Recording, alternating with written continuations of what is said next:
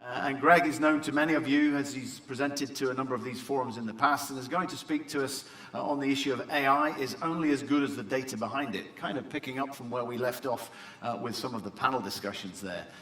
Greg, as some of you know, is the Vice President and Chief Security Officer for Europe, Middle East and Africa, EMA at Palo Alto Networks.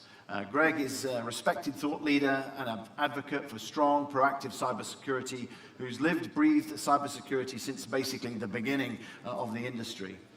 His personal mission is about increasing understanding of the challenges and opportunities from how cybersecurity empowers organizational change and growth. He's got a rich and diverse portfolio, and indeed it's our pleasure to welcome him back to NIAS and indeed offer the floor to him. The floor is yours. Thanks, Greg. So I want to start off by sharing a conversation I had, I think it was about 3 years ago, with our CIO. And we're having this conversation about, what does AI mean in the grander scale of things, specifically around employment and employment skills, and would it create, gaps in the market? And he was very much concerned around the more we use technology, actually, do we start to make some of our people skills obsolete? And I was very much in the other way. And so I thought I'd share with you an example to start with of AI, and I'll explain why this is so key in a minute. If you think around the world, there is a desperate shortage of highly skilled medical professionals. And so about 4 years ago, there was an XPRIZE challenge set up. And the prize was for $10 million for the winner. And the challenge was very simple. If any of you remember watching Star Trek when you were maybe a little bit younger, Bones the doctor had this wonderful device. It was like a very early flip phone. He would flip it out, and it would scan your body and tell you what was wrong with you. And it made a really cool sound, by the way, as it was doing it. It's called a tricorder. And so the challenge was, could somebody actually develop the modern tricorder? And so this was my argument back to our CIO. I said, look, there are so many limitations today in the number of doctors and skilled medical staff we have. If we could get rid of some of the most basic conditions, dealing with flu, dealing with those basic things that people go to their surgery for every day, actually maybe we could free them up to focus on cancer research and some of the more sophisticated problems we have out there.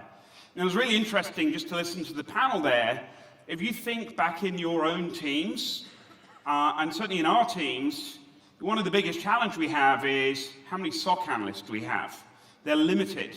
And generally they're frustrated because they spend so much of their time dealing with the simple things. I heard them talking about phishing rather than doing the cool, sophisticated research that they want to do. And so all of this was really a drive for us to look and say, how do we take that step back? How do we move forward? And it was really interesting when they went down. By the way, nobody has yet won this prize, so if you want to create change, there's still about 7.5 million available. But there was a couple of companies that got pretty close, and they did it by using wearables. And one thing I found really interesting to take away from this was, what comes first? Is it the wearable or the AI that goes with it? And that was really very much my theme for this talk, which is, we can talk about using AI, but we also have to think about actually what feeds that AI, where does it get the data from, and how usable is it? Now, on the flip side, I was at an event about 6 months ago with about 50 CISOs from a lot of very big industry companies. And what I found really amazing was there was only about 2 or 3 of us that was actually using any AI or machine learning. And most of them were still stuck in this bit of, at the end of the day, doesn't matter what we're doing, it's a decision, yes or no. And if I get that decision wrong, then I lose the trust of the organization around me. And if you go back to, the Tesla story recently, I kind of find this really interesting. How many people crash their car every day, but the first time a computer crashes the car and kills somebody, we kind of treat it 10 times worse. So I think the first thing here is we have to accept that AI isn't perfect. It's going to make mistakes. It's going to make some wrong decisions. But the key thing is to understand why it makes those decisions, and was that down to how we actually coded it, what kind of data did we put into it. So I want to talk a bit about both our journey and some of the learnings that I have picked up along the way here. And to kind of share, open the kimono a bit, we started about 2.5 years ago where we made this decision to say, look, we're going to remodernize, we're going to bring our SOC in-house, we're going to upgrade the things we do. And actually, one of the most fundamental decisions, is why I wanted just to flag this for a second, was our SOC, I think, was like every SOC, traditionally focused on, okay, something's bad happened, how do I respond?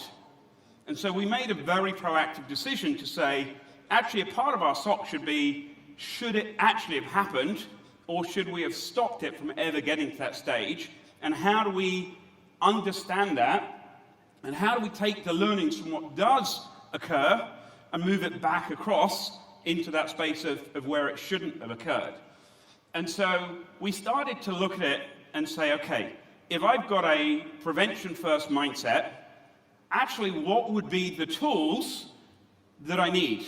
And if you're going to do that, you've got to take about 3 further steps back, where you say, number 1, actually, what are the use cases that I'm worried about? Where's it going to impact? And what are the likely scenarios? And then you start to map those down into the different problems, then start looking at the capabilities. And this brings me almost back to that medical starting point. Because if I break it back and go, what is it that I really want to discover, and when do I want to discover it? The next question is, where do I get that data from? What is that data, and what sort of structure is that data in? And so it kind of led us to this almost first step, which is you need to start to think right at the beginning about what is the data that you need to make that decision. And if I simplify it, I break it into 3 buckets. We're really used to getting all of the technical indicators of attack, and we all know there are so many different tools that we use to gather that, so we've got to pull those together. More and more now, we're starting to look at the behavioral indicators. So the technical is kind of like the what. The behavioral things are very much the how. How did it do this bit and this bit? And how do I join that together? And actually, can I use that as a means of either detection or increasing the confidence of how I do that detection? And of course, probably the newest one is the flip side, which is behavioral norms. So if I can look for what's behaviorally bad, how do I also identify that from behaviorally what's good? And so it leads to probably the simplest but most complicated question we have to challenge ourselves with, which is, I've probably got this data coming from 50, 60, 100 different sources, different vendors, different capabilities. How do you actually turn this data into some sort of normalized structure that you're going to use? And so we used the MITRE ATT&CK framework to say, it's almost like database normalization 101. How do I make this in something that is cross-referenceable so I can start to use automation, machine learning, to make those decisions? And here's a very key thing. If I go back for just 1 second, I would challenge you this. Think about those technical indicators. How long do you keep them for today? A day, a week, a month? And then you start to move over almost the other end. Behavioral, we've only just started really gathering. So what sort of history have you got there? So I think one of the fundamental things you have to think about is, what is the data set I've got? How long have I got that data for? And can I do the look backs if I really want to start to do smarter things, to join together the bigger picture? And most importantly, how do I put that into a structure that allows that information to be interoperated across the different parts? So then, if you kind of head down that route, you start to go, okay, if I come back to my medical analogy, what I'm not trying to do is find a cure for cancer. I just want to do the simple things. How do I find a simple attack? How do I deal with phishing? How do I deal with those fundamental things?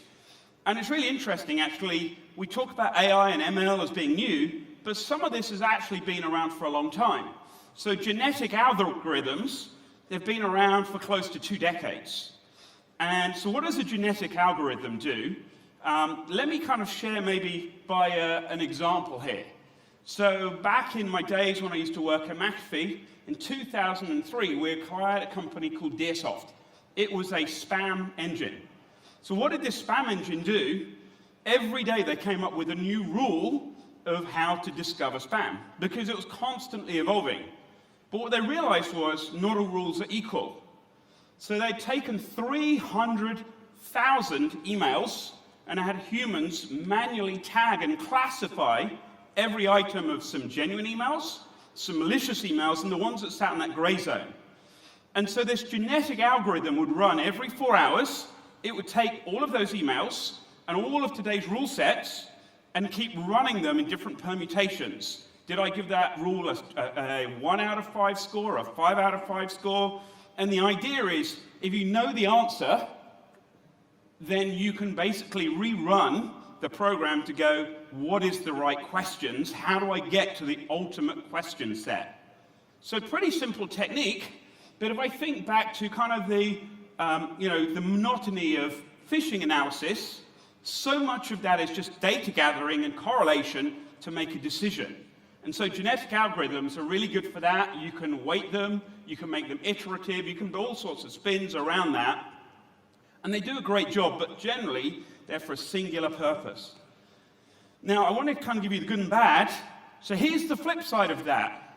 If you haven't seen this really interesting paper to read, because we all make mistakes sometimes and we get it wrong, one of the next-gen security companies very heavily weighted on using genetic algorithms to go, if I understand all the techniques of how a bit of malware works, I can look for those techniques, and if I put them together, I can score and decide this is definitely bad or it's not.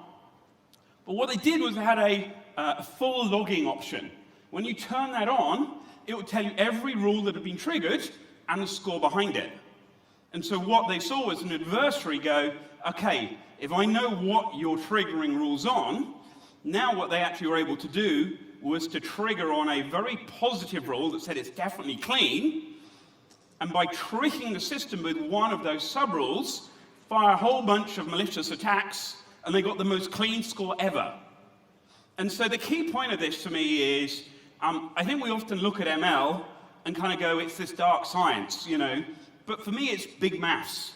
And the most important bit of this is you understand what's behind the maths, so when you get the outcome, and if it's not the outcome you expected, you can go back and look at the maths and say, what do I need to do to change that decision? So the next part of this is, okay, so maybe I do some of that maths at an individual level, but we know most attacks are made up of a complex chain of events. And so the next thing we actually need to be able to do is to take those events from, what happens that touch your organization all the way through and figure out how do we join those together. And that's where we start to build out neural nets. And neural nets are about saying, can I actually link these activities together? And so we move from just the basic concept of, here's a technical attack chain, to actually saying, not only do I see these elements, and let's be honest, typically we see some but not necessarily all of them, but now what I also want to do is to look at the sequence that goes between those events, to look at the techniques, to go, can I recognize this as being a campaign? And if I do, now what I can do is go, let me proactively go back and see if these other bits occurred and I just didn't see them, or can I link it to a specific actor? And again, what other things have they done? So now we're starting to take multiple sequences of machine learning and actually try and now put those together into something far more sophisticated and meaningful. Now the problem is we hit some challenges, and I've already talked about one of those. That was the falses problem. But actually, let me take that a couple of steps further for you. So, one other challenge I would have for you, you get an artifact, and it comes out of maybe your machine learning, or it may even just come from a raw capability, and it says it's bad. And we have a confidence challenge in that. So if one thing says it's bad, is that really bad? Or if 5 things say it's really bad, is that really bad? I don't know. So one of the other challenges you need to think about with your data is, how do you validate the quality of your data? And so that may be you keep your own historical data set, or as we do, actually, we validate against a whole bunch of different external sources, as well as our own data set. So what you can see up here is just for a specific, if you like, string of activities, looking through each one and saying, how many times did we see that and we validated it was bad? How many times did we see that activity and it was really good? And how many times was it grey in between? And this almost has to become part of your genetic algorithm. You've got to factor in the quality of that data as well as just the quantity. 5 people saying this is definitely bad doesn't mean it's bad if I don't have any trust in those 5 people to correctly identify the information. The same applies in technology. Now let's move it on to kind of the behavioral side, because this is an area that's taken a huge amount of kind of leap forward in the last few years, and probably the most common method of using behavioral analysis is a technique called support vector analysis, another form of machine learning. So how does this work? Well, basically what I do is I'm taking all of these data, and again, when you think of that data, the first challenge is how much is a big enough data set to define normality. So if you think of network traffic, is that a day? Is it a week? Is it a fortnight? Is it a month? How long do I need to do that baselining? And then what I do is I try and break the data up into groups of normality so I can start to define, this is what, maybe my roaming users do, this is what my in the field staff do, this is what they do at HQ. I break it down into groups of normality, and you can break it down and you break it down till you get to the end point where you go, so I've got these outliers. And what are these outlying cases? And do I need to put rules around that, firstly? Or actually, is that a real problem, and how do I investigate that problem? Well, again, this is where we come back to the validating the quality of that data. And just to give you a quick example here, this was some of the data we started to look at, and you can see all of these different outliers, but actually all of the outlying cases, when we started to look at them, actually were often really genuine things. So it could be a security product that's maybe doing some pen testing. It might be your red teaming team. It could be an admin that's actually setting up a new temporary account if you're using something like a DevOps process. It could be actually part of your network management and monitoring tools that are going out there and doing validation. So actually what we found was there was more noise in that data that creates a huge amount of false positives. And so what we really end up having to do is to go, how do I filter out that noise? And now you get to something where you go, actually, my anomalies really are the true anomalies. Now I want to talk about one last part in this kind of machine learning curve, because it's also easy to go, machine learning for me is maths, and maths on big data, and the big data is kind of the threat technical and the threat behavioral. But actually, if I come back to my starting point here, the medical tricorder, what are we trying to do? We're really trying to mimic human skills. And so actually for me, one of the biggest areas of machine learning is how do I mimic human skills? How do I mimic some of the process? And so I'll give you just a part of what we've been doing. And it starts with, if you think about it, every SOC analyst, what are they doing? Every time they get an incident, they're documenting, they're reporting it. So what we do is we use natural language programming to take all of that human input and convert it into data. And when we convert it into data, we can start to do several things. We can look to see patterns. If I see 5 analysts have done the same thing 5 times, the first question is, why can't I automate that? If I've seen it enough and I have consistency, now I can turn that into something that no longer requires a human analyst to make that decision. The next thing we can actually do is, if I'm the second or third person to see this, I've now got an evidence base that I can deliver to the analyst to say, hey, these are the lessons we learned before, these are the things you look out for. If I've got a really sophisticated problem, I don't just hand it out randomly to an analyst. I can go back and say, which analysts have dealt with this kind of problem before? So who are my smartest analysts that I want to put in the war room to deal with this highly sophisticated problem? And so there are a whole bunch of different things actually we can do with machine learning, which is about taking what we do as humans in that process and learning from that, digitizing it, trying to figure out which bits we can take the human out of, and also how do we make that knowledge scalable and repeatable to use our best people. And so what I ended up with, and where we are today, is kind of this correlation of data. You know, what are the artifacts that I've got, and how do I join those together? Very important, you have to think about the pre and the post screening that you do around the quality of that data. How do I weed out the false positives? How do I weed out the noise? And then you have to look at, well, actually, what would a human do with this data? And can I now actually take some of that human skill process, the simple bits, and start to automate it? And can I use that maybe to build playbooks?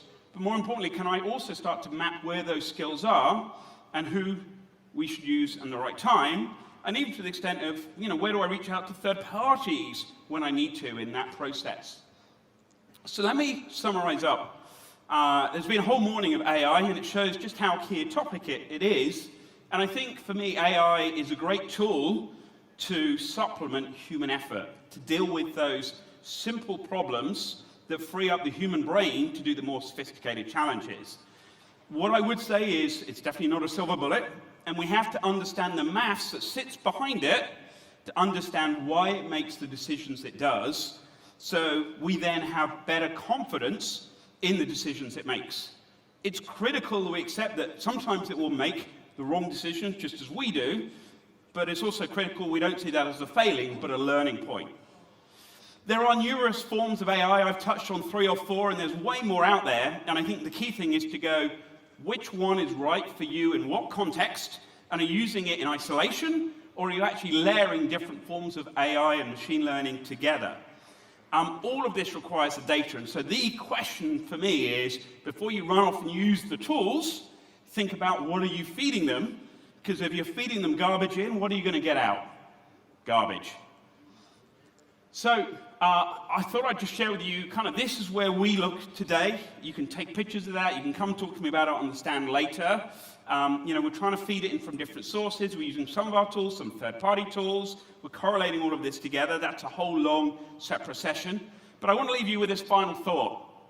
And this is one that really sticks in my brain, because we have so many problems to solve, we just don't have the bandwidth. And you can go look at these online. Go search for the human record on solving a Rubik's Cube. 43 quintillion permutations. The fastest human did it in 4.2 seconds. He's this very young, bendy teenager, and you just see his fingers wobble, and he solves it. I never got there without a screwdriver. And then you see this thing, which is a computer using AI, using multiple models, that does it in 0.38 of a second. It literally blinks and it's done, and they slow it down more and more so you can actually see what it's doing. But this actually isn't a complicated problem. It's just maths algorithms. And that, for me, is where AI helps us. It takes the high volume of work and it allows us to automate it and process them much faster. That lets the human brain deal with the new and far more complicated problems. So with that, let me say thank you so much for your time today. Love to see you on the stand, answer some questions later, but have a great NIAS. And again, a thank you to the organizers for letting me come and speak again, wherever he's gone.